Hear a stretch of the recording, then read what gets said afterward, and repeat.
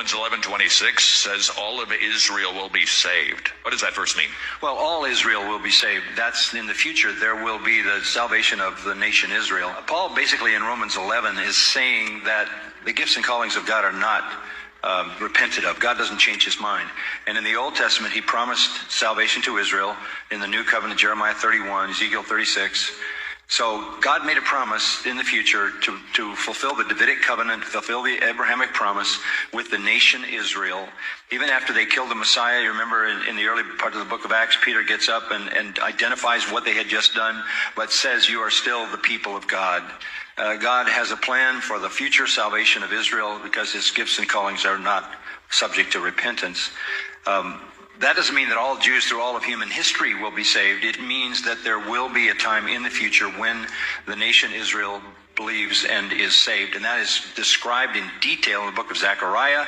When they look on the one they've pierced, mourn for him as an only son, and a fountain of forgiveness and blessing is open to Israel.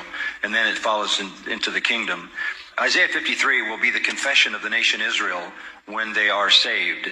Because what he's prophesying is the future salvation of Israel when they look back and say, he was wounded for our transgressions, he was bruised for our iniquities, and by his chastening we have shalom with God. So that whole 53rd chapter is a confession of Israel, which they will come to by the Spirit of God when they look on the one they've pierced, mourn for him as an only son, and understand what his life and death meant for them.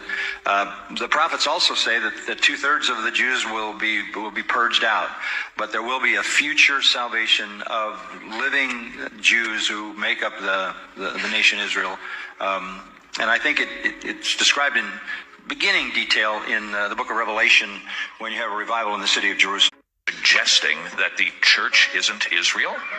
Romans 11 does not allow that. That's the very verse you're talking about. The promises God made to Israel, he will fulfill to Israel. So to make the church the recipient of promises given to Israel splits the Old Testament. The future kingdom of Israel will bring about the salvation of the nation Israel. And that's what Jeremiah is talking about when he says, I'm going to give you a new heart and a new spirit and write my law in your hearts. And that's talking to Israel.